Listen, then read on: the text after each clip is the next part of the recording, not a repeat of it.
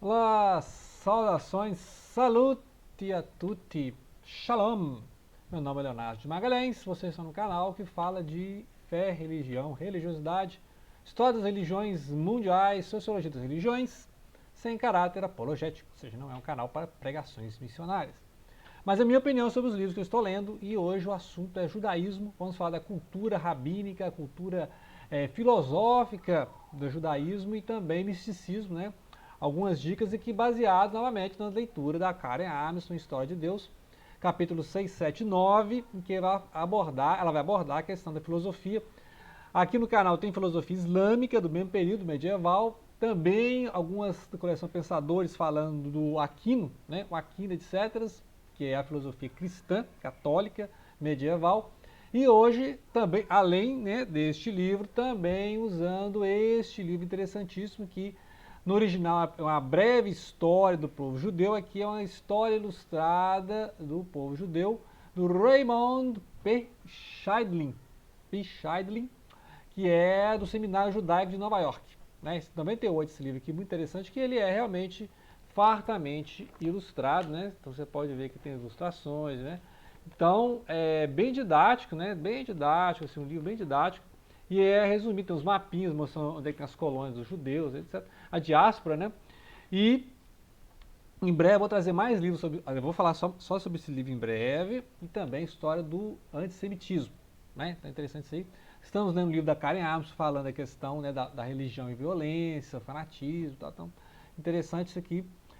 Vamos falar então hoje dos sábios, né, os sábios do judaísmo, desde a diáspora, né? Então usando basicamente aqui a Karen Armstrong, vai falar desde a época do Filão de Alexandria, ou Filo de Alexandria, que tentou unir platonismo e judaísmo. Lembrar que naquela época já tinha o império, depois do império do Macedônio, lá, o Alexandre Magno, né, Alexandre o Grande, é, a divisão do império pelos generais, e aí ficou Ptolomeu lá no Egito, né? E aí tem Alexandria, tem muito judeu em Alexandria, lá tinha a tradução, né, dos escritos hebraicos para o grego, né, Septuaginta, etc. Então, o Filão de Alexandria tentou unir Platão e o hebraísmo, né, o hebraísmo, a cultura judaica. Né? Então, a questão do Logos, que depois vai ter lá no Evangelho segundo São João, né, a gente sabe bem o Logos, a ideia da razão divina, né? Da razão, só que o logos na filosofia grega é impessoal, né? Não seria um ser pessoal, né? Que aí já é a questão do cristianismo, etc. Né? Então ela começa lá no ou Filon de Alexandria, mas para o período rabínico, etc., o grande destaque é o Akiva, né? Que é o Akiva Ben Yosef, que aí era o período ali, logo, né? No primeiro século da era cristã, Tanaíta, e vai ser responsável pela aí, a Mishnah, a Talmud, a lei oral, né? O Pardes, que é aqueles níveis de interpretação, Pardes, né? Que é o pomar, mas o nível são pelo menos 4 níveis de interpretação. A Kabbalah usa muito isso, né? De pegar um texto e analisar as camadas do texto, né? Aí aqueles que lê mais alegóricos, aqueles mais ao pé da letra, aqueles sentido mais místico, né? Vai falar, ó, sentido cabalístico, né? Então nesse sentido aí. Né? E também esse livro vai ressaltar muito esses períodos, né? O período helenístico, o período romano, né? O período do bizantino, o Império Islâmico, né? O Império Islâmico que foi até ali o sul da Península Ibérica, né? Que é a Andaluzia, o Sefarad, o judeu sefardista. Então vai mostrar isso aqui. Interessante que aquilo que ela explica mais teologicamente, né, pontuando teologicamente as doutrinas, aqui você tem mais histórico, né, aqui é história, histórico, claro que tem teologia também, só que é mais histórico e também a questão dos mapinhas, que é geografia, você entender essas colônias da diáspora judaica. Né? Então, um livro complementa o outro, então eu leio os dois livros ao mesmo tempo. Né? O que eu não entendo no livro, eu vou entender no outro. Né? Muito bem, assim que funciona. Aí tem o Shimon Yohai, Yohai, que também é uma figura lendária, né? Aqui na página 250 ela vai mostrar também essas figuras lendárias da Kabbalah judaica, né? Depois tem o Saadia, né? Saadia Gaon, que é esse período rabínico, né? Vai ser todo, né? Vai representar todo um período geônico, que eles chamam de Geonim, que aí justamente a tradução, a filosofia, né, o estudo da lei judaica, o Talmud, né, comentário de comentário de comentário. O judeu faz muito isso, ele vai comentando, comentário, outro comentário, né, e aí essas traduções da Torá, e aí ao longo desse tempo também foi foram feitas as traduções mais atuais da Tanakh, que é a Bíblia hebraica, né? Então, lembrar que a ordem da Bíblia hebraica é diferente da ordem da Bíblia que a gente chama de Antigo Testamento, né? Velho Testamento, no cristianismo. Então, por exemplo, o que fecha lá é o Crônicas, né? Que aqui na Bíblia cristã é 1º e 2º Crônicas, enquanto que Malaquias, profeta menor, né? Que fecha a Bíblia cristã. Então, tem diferença das ordens aí. Então, mas isso foi ao longo dos 10 primeiros séculos, né? Então, ao longo dos 10 primeiros séculos, esse período aí é os 10 primeiros séculos, até que realmente as versões mais antigas da Bíblia hebraica, né? Então, era um pensador e ao mesmo tempo um devoto. Então, é aquele período ali, né? Igual Aquino, que era uma pessoa devota, uma pessoa que tem a fé, e tenta conciliar essa fé com a pensamento crítico, podemos dizer assim. Depois tem os poetas, né? Tem o Halevi, Yodá Halevi, e tem o Solomon Ibn Gabirol, né? Que também é chamado de Avessebrol. Avessebrol, judeu andaluzino, poeta, filósofo, né? E também aí tem chamado de neoplatônico. O pessoal adora Platão, né? Lembrar que depois vai ser Aristóteles, né? Então depois aí o Avicena Averroes, o pessoal vai adotar o Aristóteles, né? O Aristóteles que vai ser o grande famoso, grande astro, né? E aí depois tem dois grandes, né? Dois grandes mestres, que é o Rambam com M e o Ramban com N, né? Então o Rambam é o Maimônides, né? Maimônides, que é o autor do Guia dos Perplexos, grande, né? Grande influência assim para Halakha, a lei judaica, e tem aquelas 13 artigos de fé, né? Creio com plena fé que Deus é o Criador e tal. Então são 13 princípios, que é o credo, né? Podemos dizer assim, igual assim como o cristianismo tem um credo, tem o credo do judaísmo, né? Então, creio em plena fé que Deus é o Criador, creio com plena fé que o Criador não tem corpo, ou seja, Deus é incorpóreo, etc. Então, são 13 artigos, e ele escreveu 14 volumes da Mishnah Torah, famosíssima Mishnah Torah. Estou atrás de achar essas Mishnah Torah para comentar também aqui, né? Assim que acho interessantíssimo, né? O cristianismo precisa entender o judaísmo, que a base do cristianismo é o judaísmo, né? Então, são duas religiões distintas, né? No canal aqui a gente mostra as diferenças, mas é, né, obrigação do cristão conhecer o judaísmo, né? Leitor de Aristóteles, Alfarabi, Ibn Sina, que é o Avicina, né, o Averroes, Ibn Rushd, né, que a gente já viu em outros vídeos aí. Idade Média, então todo mundo lendo todo mundo, lembrar que tinha, aqui mostra, né, como é que, quando comentar esse livro, mostrar como é que as colônias ali dos árabes, dos otomanos, dos judeus, né, tinham essa convivência, porque é o povo do livro, né, os dhimmi. Os dhimmi ou dhimmi é os povos do livro, né, então tinha uma... E os cristãos fazendo cruzada, né, aí pra você ver como é que pega mal, né, os cristãos fazendo cruzada, enquanto as comunidades judaicas e árabes nesses países do Oriente Médio conseguiam conviver, né, conseguiam conviver. Muito bem, o Narmânides já não era muito fã do Maimônides, né? Então tinha um negócio aí que o Narmânides veio depois, só que o Narmânides parece que ele não é muito de filosofia não, né? Então ele era mais de que fazia comentários da Torá, do Pentateuco, né? Era o cristianismo Pentateuco. E ele tinha uma preocupação já de defender a terra de Israel, né? Então ele que é um protecionista, né? Seria um protecionista, né? Então tem essa questão aí. E ele tinha aquelas polêmicas de refutação do cristianismo também. Então ele é colocado com padres para discutir, né? Porque é praticamente obrigados, né? Então tinha aqueles defensores, igual tem debates na internet aí. Tinha os defensores do cristianismo, né? Católico no caso, e os defensores do judaísmo, tinham aqueles debates, né? E aí ficava ali, né? O Narmânides, o Ramban, era muito conhecido por esses debates, né? Depois dele veio o Rai Gaon, que aí já no século XI, né, do 10 para o 11, e ele foi lembrado pelo Ibn Gabirol, que é o poeta, né, o Gabirol, que é um neoplatônico, né, então não achei ainda ligação do Gabirol com o Filon de Alexandria, vou procurar aí, já que os dois são neoplatônicos, né, deve ter alguma coisa, algum estudo dos dois aí. E aí, o pessoal naquela época era muito especialista no Talmud, né, igual lá o pessoal, no Talmud e no pensamento mais que seria o Kabbalah, né. Então, igualzinho, a gente vê lá o Al-Ghazali, né, que era preocupado com a Kalam e preocupado com os Sufis, né? Então você vê que naquela época o pessoal era muito devoto, mas ao mesmo tempo tinha pensamento filosófico, né? Hoje é diferente, né? Hoje o cara, muitas vezes, os filósofos que você conhece, nem devoção ele tem, né?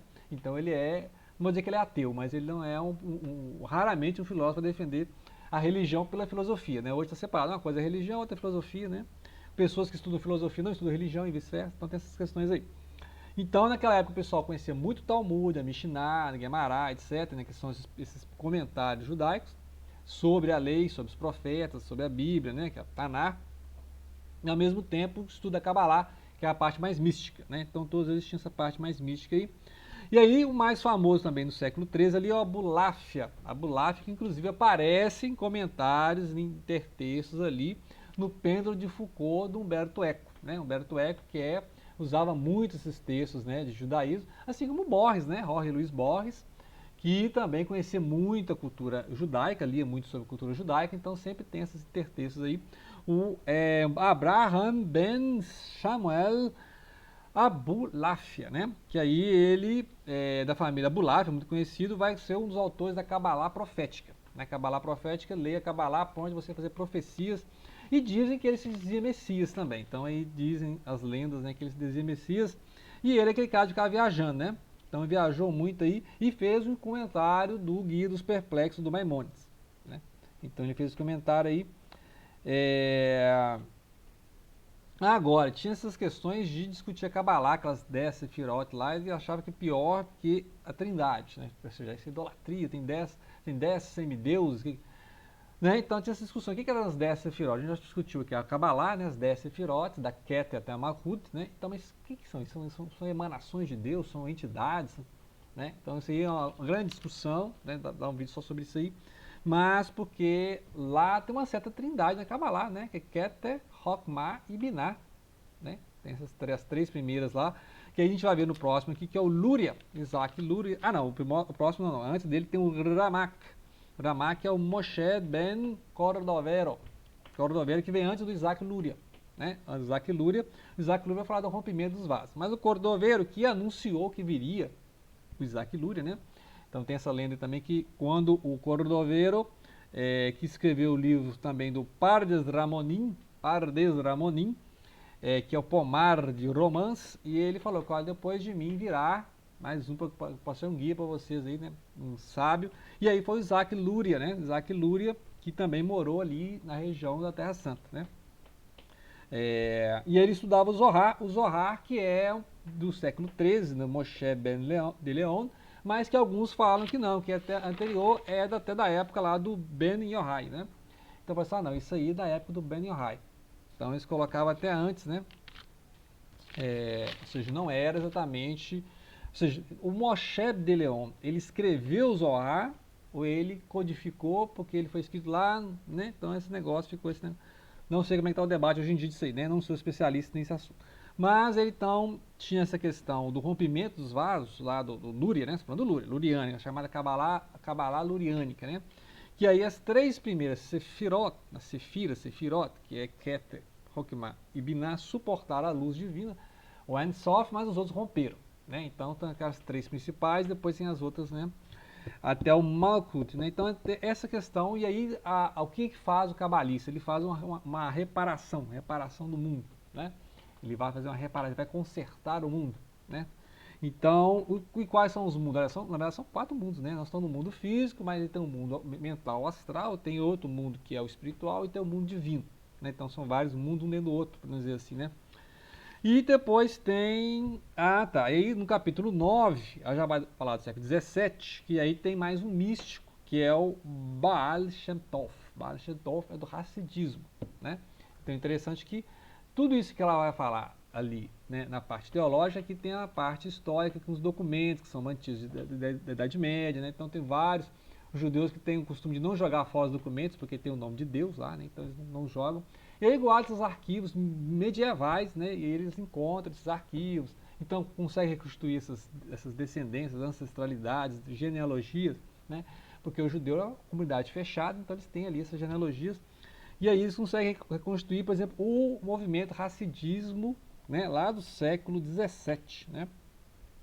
Que aí não é só Kabbalah, porque aí Kabbalah ficou com mais um desses movimentos, mas agora já tem um outro movimento que é mais místico, que é o movimento racídico, que é aquele o chamado ultra-ortodoxo, né? Me chamam de... tem o costume de chamar de ultra-ortodoxo, né? Então ele fala assim, a Kabbalah nem é mística o suficiente, né? Então a Kabbalah seria muito racional para eles, tem que ser mais místico, né? Então, a questão de até unificação com Deus. Interessante que tem gente que faz a comparação do racidismo com o sufismo, ou seja, cultura mística judaica com a cultura mística islâmica, né? Então isso aqui eu vou falar depois, isso aqui, ó, essa parte do Lúria, do Cordoveiro e do Ben Shantoff, Baal Ben Shantoff é Senhor do Bom Nome, né? Shantoff. Essa parte do racidismo dos tzadik, né? Tzadik, os justos, né? Tzadik é hebraico, né? Os justos. Então, eu vou falar mais aqui, vou dedicar mais um vídeo a filosofia, a mística judaica. Então, vou falar. Aí, eu vou falar então do Lúria, né? Podemos até voltar lá no Abulaf, né? Podemos até voltar no Abulaf, que aí já está no século, página 253. Então, eu faço um outro vídeo, né? Faço outro vídeo Abuláfia, aí o Cordoveiro, o Lúria e o Baal Shantoff. Ok? Fica mais claro que tem muita coisa, que eu notei muita coisa. E esse fica mais o panorâmico, né? Tá os nomes aí, vou deixar os nomes. E aí, dei uma pesquisada, se possível, aqui, ó. História Ilustrada do Povo Judeu, que vai mostrar história, geografia, as colônias e tal.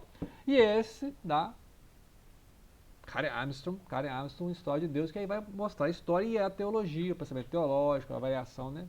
Que a construção teológica das três religiões monoteístas, né? Que é o judaísmo, o cristianismo, o islamismo, ok? É isso aí. Grato pela atenção, não deixem de compartilhar.